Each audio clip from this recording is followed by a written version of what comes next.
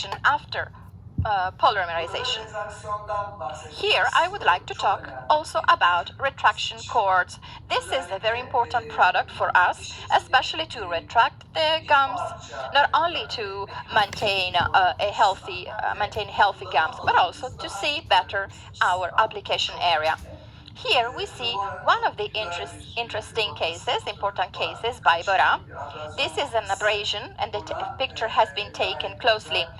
Well, the retraction cord was applied very, very well by him. But did you do it in a continuous way or one by one? Well, one by one. Okay. Sometimes I do all together. So I place the cord in two teeth. So this can be done, and you can finish it in only one time. So you can choose the method you like. Now this is a video with magnification. This is one of my microscopic works. This is an excessive magnification, and so it is difficult to work with such a high magnification, and I would say that 10 times in magnification is the best way. I use this here just to show you. This I think is 16 or 24 times, so it is a bit blurred.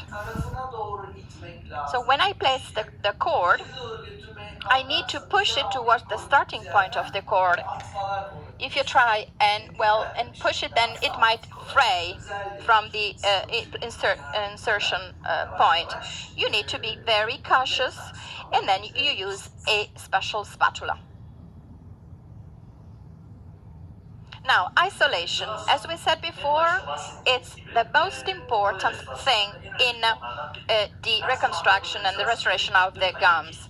Do we always need to use a rubber dam? No, not necessarily. As Engin said, using the retraction cord, you can make the restorations with very good results. Actually, sometimes you can even obtain a better result than with a rubber dam. But sometimes only the rubber dam can obtain the best results. Now, in scientific literature, we see that the isolation with the rubber dam is always proposed as a golden standard. The only negative effect is that there are traumas to the periodontal tissue, and these researchers are right. You see here one of the cases treated with success by Engin. Many times we support the isolation placing a Teflon. You can push these Teflon in the interdental triangles to ensure isolation before reconstruction of the neck. You need to avoid the whole coverage of the surfaces. If you use it in a correct way, you can avoid residues and the effects of those. This is a carious lesion of the neck of both teeth, canine and lateral. In this case, we see how we can apply an isolation with rubber dam. When you place the rubber dam, for example, personally, I do a retraction with the cord, but this doesn't have to be a rule. You can simply do the retraction with a clamp. But I think that it is safer to work with a cord. And I think that this is a way to protect the dam placed in cold water. So first of all, I do the isolation with the cord, and then I support it with a clamp, which is usually useful on the neck. Of course, you can decide based on the position of the lesion. As you can see here with the clamp, you can obtain a higher retraction. What is important is which clamp to use, because unilateral clamps can compromise in a serious way stability, because clamps can go out, they can be displaced, or the cord can be displaced. So you can have problems during reconstruction. For this reason, before starting the restoration, we need to place the clamps correctly and stabilize them. This is an even more extreme case when you have to open a flap. If you have the clamps that are of higher level, you can use them. But this is not necessarily successful, because this can also damage even more the gums. To start the restoration, the surface, of course, must be clean. And we can do it in different ways. We can use the paste, the ones we use for the cleaning, or we can use the burrs. Today, I will talk to you about a technique with particle jet. Now, these particles are usually alumina, but other particles are okay. And the cleaning is done with this jet of water and air. Well, of course, we don't want to damage the gums and we don't want to cause any bleeding. Can a bleeding occur? Of course, but we must try and prevent that. First, I inspect the gums to see what I can do and where. Then I decide that determine that there is an abrasion or anything else, and I want to clean. I don't want to use the burr, and I don't want to create a damage in the gingival area. Now, there are interesting protections for the neck that are in plastic. I apply the jet, protecting the gums, and as you can see, it is easy to be cleaned. Oh, yes, there is a small bleeding, but we can fix it with a patch or anti-bleeding solutions. Let's talk about the preparation. What do you think? Yes, it's a very important topic. Here, of course, we need to protect the gums. There are small caries. We work with a dental burr, with a slow motion, using water, and without going too deeply. We must also say that we need to work under magnification. We always have to use the magnification in all restorations. But in the more critical points, you see, if the burr moves more than necessary, or if there is an anomaly, or if there is too much bleeding, what can we do? Two things.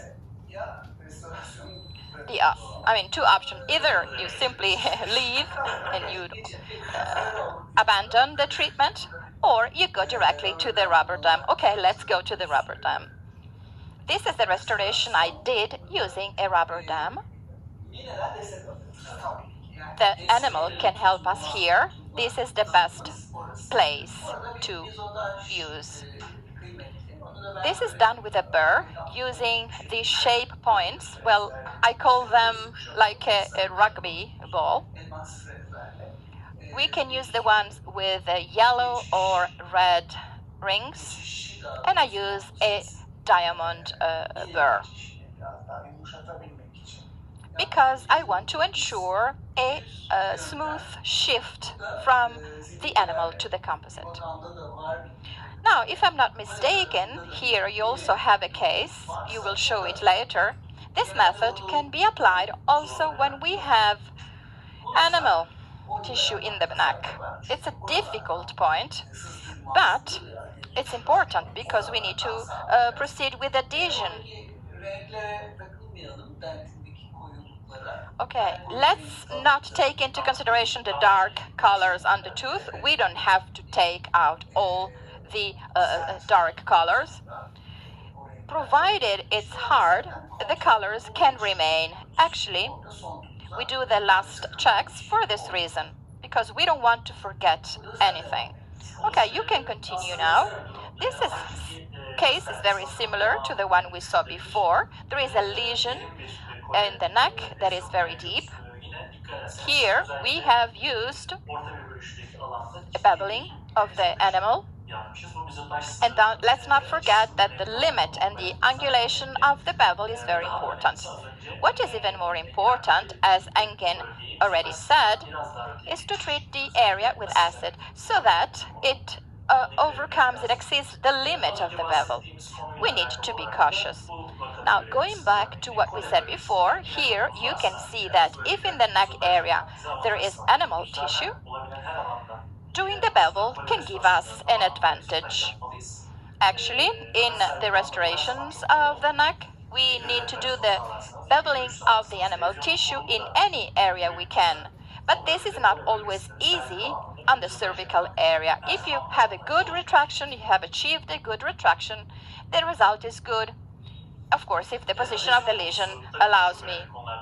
Now, the adhesion is very important because especially for non-carious lesions, we have serious problems with adhesions. Actually, according to scientific researchers, most of the materials are tested in this area on these lesions.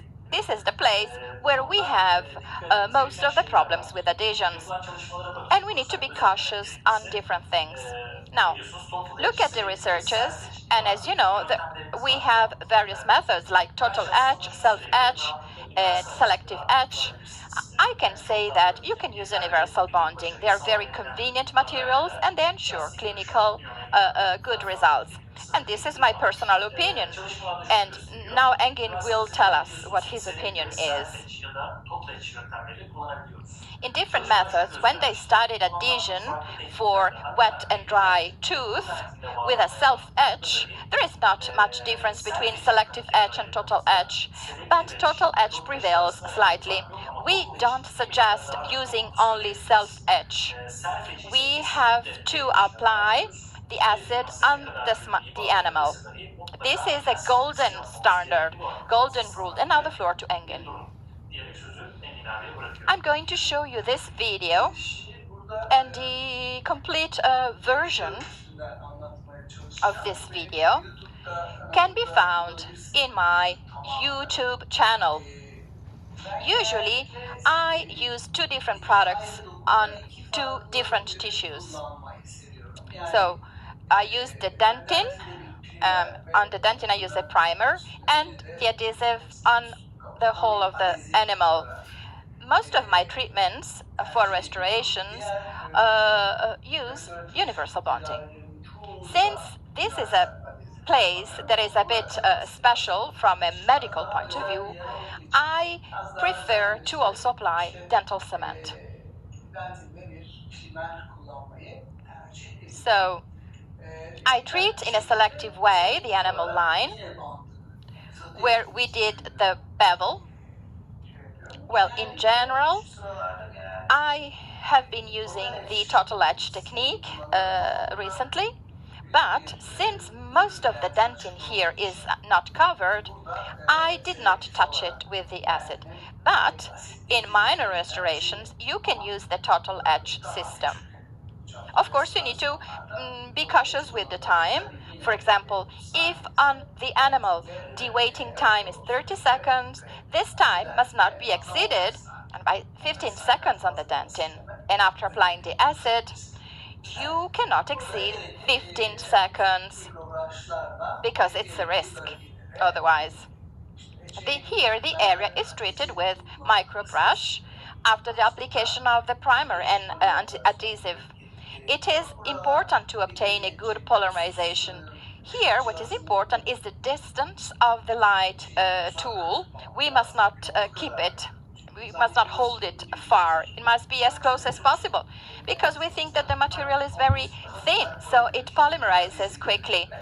And composites are polymerized in a quicker way compared to adhesive. Yes, this is a weakness in restorations. Yes. Well, it doesn't really matter what we place after that. Do you know? Okay, think about immediate dentin sealing. Yes, this is the fantastic example for immediate dentin sealing.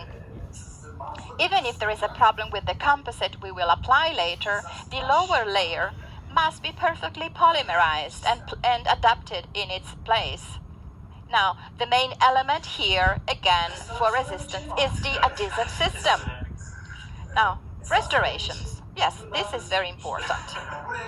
In my opinion, well, everything ends here. I mean, because if we have come to this now without doing any damage, it means that we made it. In general, I use a retraction patch, but with a transparent patch like this, we can do the retraction and the isolation. To stabilize, I use the barriers that are contained in the bleaching kits. Then I do the injection inside. This is a restoration I did with a flowable Then with a sharp tool, could be a spatula or a needle or a probe, I check for air bubbles because this is a transparent base. And this can be done with a layer or with different layers depending on the size of the restoration. Another video here. This is a work done with isolation through the rubber dam. Here there are no limits, it's all open, and this allows us to work freely. But this cannot be done with only one layer because there are no barriers. There are no transparent patches, there is no Teflon, there's nothing.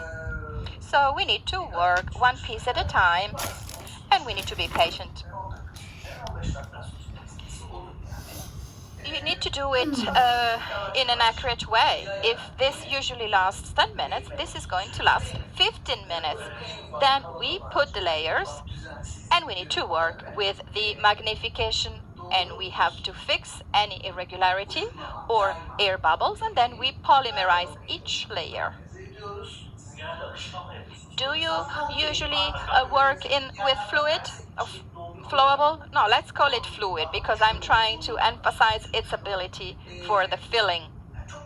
In the most serious cases, in the first layer, I apply the fluid ones, and then in the upper layers, the conventional ones. Now, since their filling capacity is really high, the job can also be concluded only using flowables. Now, it's very easy to work with these materials. You need to work on small pieces, and I am now used to using the brush. I usually use fluid composites, especially the ones with high filling capacity, but in the neck, I still use conventional composites. After doing a correct isolation, then I refinish using a brush. This is a similar case. We need to treat the area with acid, and the treatment air must exceed the beveling line because we don't know where the composite line ends. After applying the adhesive, we can place a transparent patch to protect the adjacent teeth. Using two different body colors, I completed the restoration. I did the lower layer with the incremental method using A to B. To avoid the shrinkage of polymerization, I did not create thick layers, and I completed the upper layer with A1B. Here we could have placed a composite on the surface, but it depends. It is not necessarily. And then finishing and polishing. That's great. It's really a case treated in a different way. Now, if we evaluate it only from the point of view of restoration, it is really great. But we will talk about the gums later. Of course, if it is such a big surface, the brush is very good. In general, I don't feel the need to use the brush in the restorations of the necks, but this is a special case, which also includes the neck area. So my congratulations for how this has been done. Finishing and polishing. This is the most important part for a long, durable restoration. So you can do a restoration, but then what happens after 3 years, after 25 years? Well, I don't know. Well, we have to wait a long time to see the results. I think this is the key to success. And I would like to say that many times this phase is neglected. It is not considered important. Okay, so you finish the restoration, the patient leaves, and everything is over. But this phase does have a significant impact on the duration of the work. I must confess that while I was preparing this presentation, when I saw the videos about the work by Mr. Engen, I have seen the time he dedicates to this phase of the work to reach perfection, and so I realized that I still have a long way to go. And now the floor to you. Let's see these videos. Let's see what we see. This is the case we saw before. In healthy gums, when we do restorations, in spite of the barriers and then shrinkages and other things, that white part on the gums is caused by acidity. But if you see that there is no bleeding, the part where we took out, where we removed, well, there the oxygenated layer is thin due to the bleaching. The internal part under the gums is the clean part. Of course, you might need to do some more fixing. So we can say that this is good. There will be no leaks, I'd say. Yes, that's right.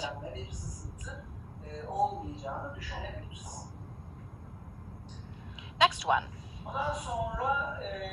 This is a very interesting case. Yes, that's true. Here, you need to be cautious. If you try and remove the cord before fixing the irregularities, a big problem can take place. As you see, everything else comes out together with the cord. And I'm sure that this has happened to everyone at least once. Yes, it did, but when it did happen to me, I wanted to share this experience with the others because things don't always go well. Sometimes there are surprises. Well, anyways, this is good. It's better if it happens now than later. Yes, you're right. You need to fix everything, and we can use the carbide burrs with the blade so we avoid damaging the gums. But we need to be cautious because the burr in some areas touches the composite and inevitably the tooth. Of course, we don't want to damage the tooth, so you must not use coarse grains, so not the ones with the brown or green or black or even red rings. I usually use Arkansas, but you need a burr that is appropriate to remove the big irregularities. So, of course, here this was a magnification, of course. Here, with this magnification, you even see the crystallines of the animal.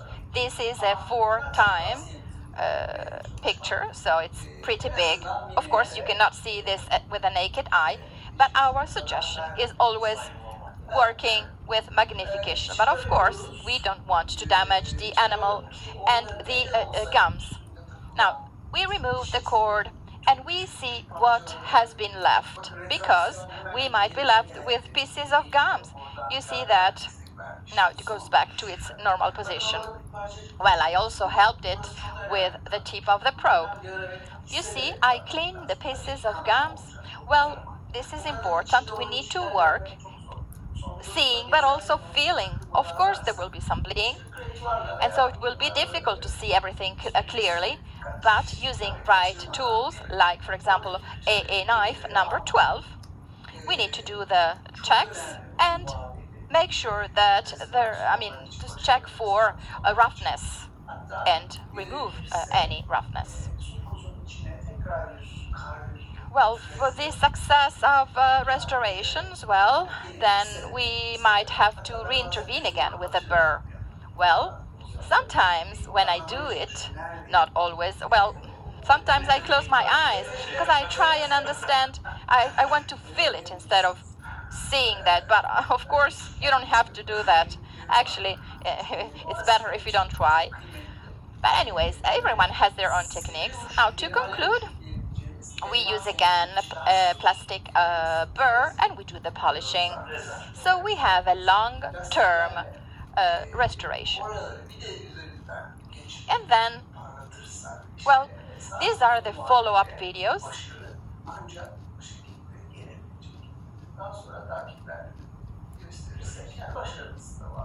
And of course, some cases are successful, others are not successful. It depends on the condition of the patient.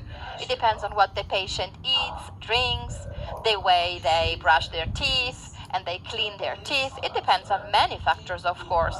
We have to do our best. Unfortunately, we don't have any control on the following phases. The only thing we can do is having follow-ups, and we're going to talk about follow-ups at the end of the presentation. Now the floor to you. I wanted to tell you about my protocol. As I said before, I used a rubber dam, retracting the neck as much as possible.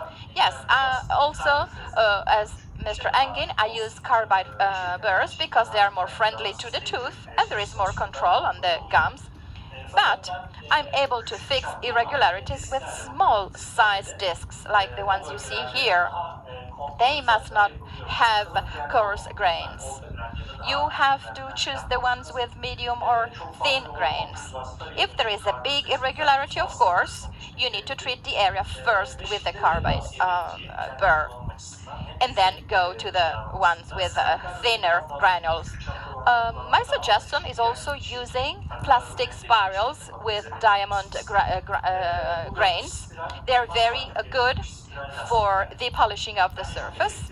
In the cervical area, this is less effective. You need to use the ones with a lower radius. And these are very successful, of course. Yes, of course, after the introduction of these tools, it is no longer so important to use one's hands, and this has made everything much easier. We can conclude the work in a very short time, starting first with coarse grains and then thinner ones, and polish the neck and also the surface. I don't use the refrigeration of the water.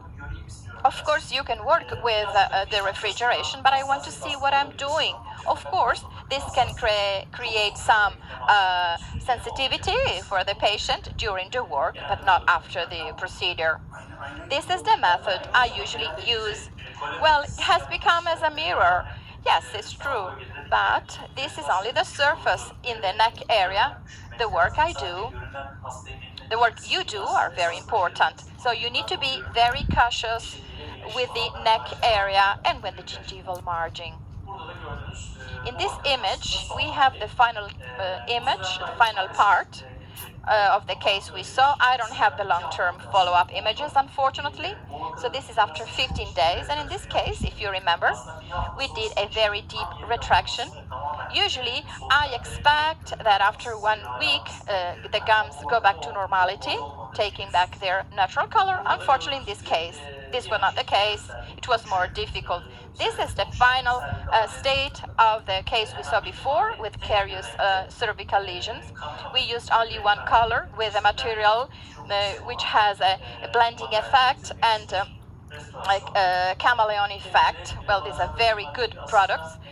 In some cases, one color is sufficient. Engin says that in these cases it's better to use blocker, and he's right, because to cover the underlying color, you need to first apply a small amount of blocker and then start with the colors to have a better result. And I think that you also did cases like this in the neck area.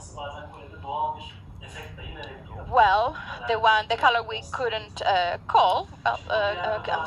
clean. In this case, you can have the light reflection to give a natural aspect. And now the long-term follow-ups you see here.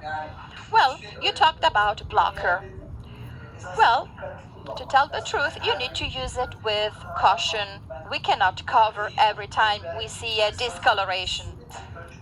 Before starting the restoration, you need to measure the level of color and space. In a very deep restoration, there is enough space, but if it is a more superficial restoration, using both the blocker and the material can swell the area. So you need to apply a very thin layer. As you can see here, there is a bit of a difference in opacity. Well, I guess here I exaggerated a bit. Patients don't see this. Actually, they say that it is brighter. But I would apply the blocker in an even thinner layer, or as you said, I wouldn't use it. I wouldn't use blocker so that the light can be reflected and the look would be more natural. This is a case treated with blocker. And this was treated directly with omnichroma. The restoration is on 3 teeth. The canine and the molars were done with omnichroma.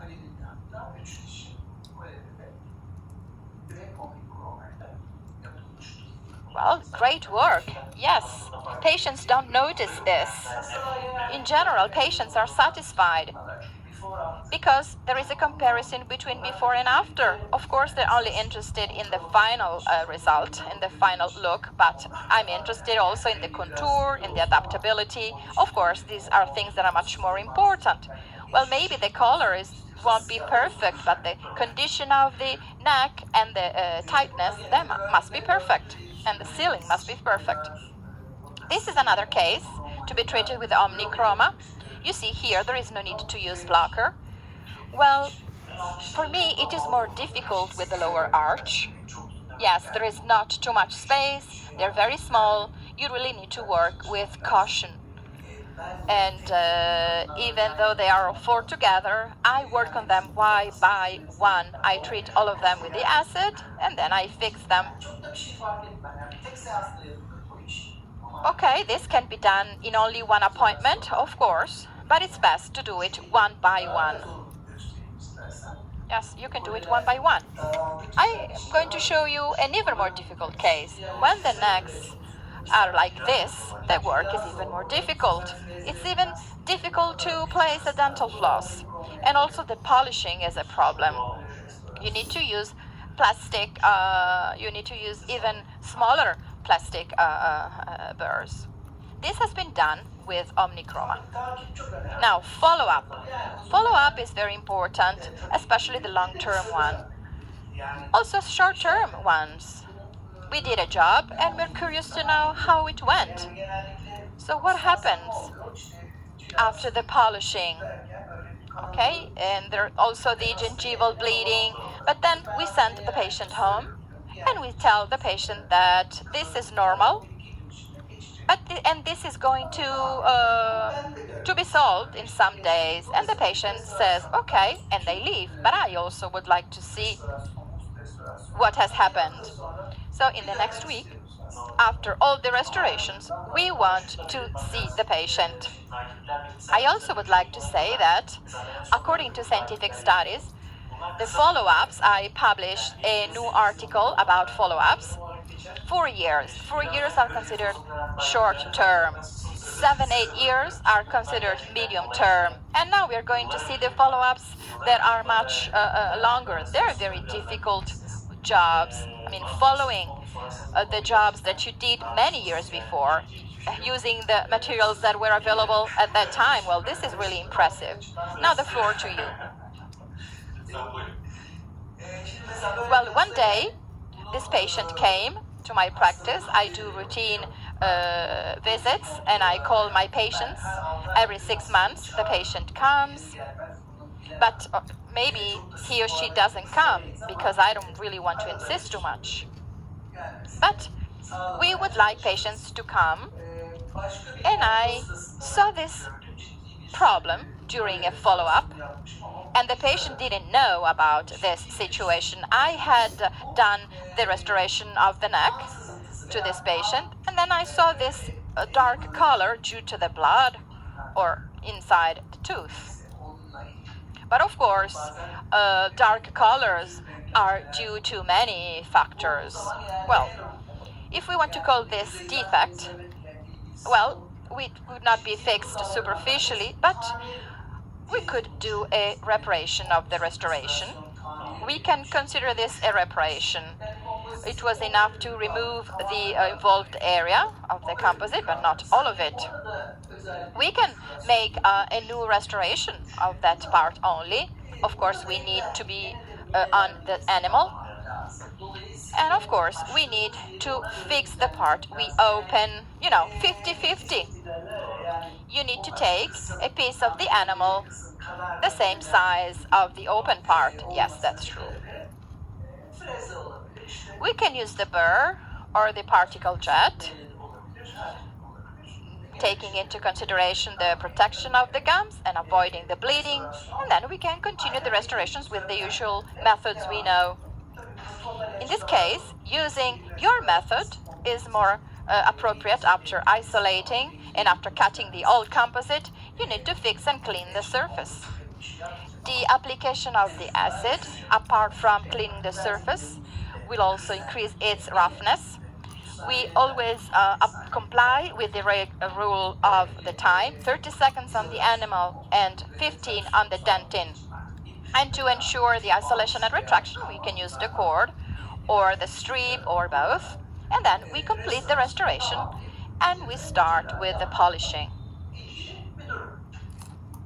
So, how can we define the long term? Of course, after 10 years, we can consider this a long term. Here, we see a case which is 23 years old. I know this patient. He's one of my first patients that I regularly follow. He still has these restorations, but actually now we're talking about 25 years in total. If he comes again, I will take another picture for an updating. He has this restoration on the neck of all the upper arch. If you see that there are dark colors and also some leakage, we can clean them by removing them. Maybe I can also make an addition. But here I simply intervened with an Arkansas and I cleaned the involved areas. Well, what happened here is, as you said, probably there was a leakage, you see, like for example on 11. But this can be simply solved with a burr, with a plastic tip, or with Arkansas, or with a normal burr, or with the discs, or using both of them. Well, we can say that this is an updating and can be done in 3 to 5 minutes, depending on the number of teeth to be treated. Of course, 23 years, this is a really long time. The interdental coloration areas can trick us, as if there were a lack of color matching. Yes, because after you polished, we saw that there was no lack of color matching. Well, this customer smokes, so you have nicotine on the surface, and then this patient drinks. So, okay, this is a problem for the heart, but anyways, this is a good quality composite. This restoration was done 16 years ago. It is a more complex work. This is 24 years old, but this lady had a very good oral hygiene. This is a patient who never skips the follow-ups. Actually, when we forget, she calls us, reminding us that she needs to have a follow-up. So don't be surprised. So if after 24 years a restoration can still be healthy in those circumstances. Maybe every time the patient came, I did some retouch here and there. And every time she comes, I propose to her, well, these are old. What about doing porcelain veneers? And she says no. And she says, no, I'm okay. This is really exceptional, considering all this time. And now I would like to add some data showing us scientific studies. This is dealt by these studies. In the past, the restoration of composites was considered a failure according to FDA scores. The survival percentage of these changes was low. Well, it was not very low, but it was about 80, 85, 90%. But this success, well, does not correspond to the restorations of 20-25 years. We are talking about an average of maximum 7-8 years. There is not yet a study showing us the success of a reparation of the restoration of 20-25 years. Well, maybe they will find one. Yes, you're right. That's why your work is very precious. Now, according to the studies, like this one and many others, show the advantage of repairing the composites. And what is this advantage? Well, in the follow-ups, we can retouch and fix it with the polishing, the compromised parts, even though the patient doesn't even notice their existence or doesn't complain. And then the composites remain functioning in their mouth. And also the researchers say that even the composites with low scores, considered a failure not only in the neck but also in the posterior part, are durable restorations. This means that there is no need to change them because they are considered a failure. Well, in one of our publications, we said this: if we consider the success, the time of the restoration being functional, the percentage with the follow-ups in 7-8 years reaches 100%. I think that you also made checks very frequent, because this is really important. Yes, it really is. But we find out only if the patient comes back. We concluded the work, the patient leaves, and then what happens? But of course, there will be some failures.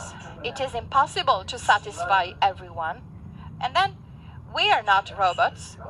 It is impossible to do everything perfect every day. But over 90%, we can consider this a success. Yes.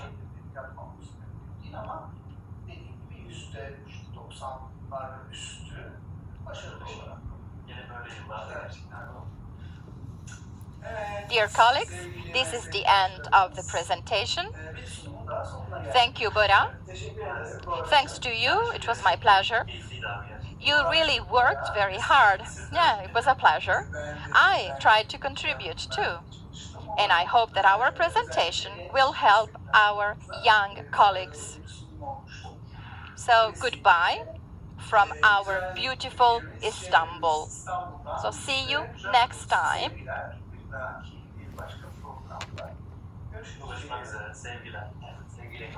Greetings again.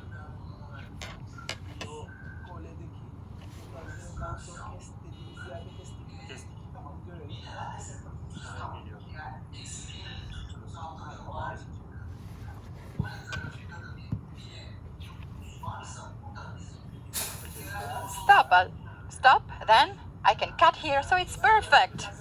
It has come out very well. Congratulations.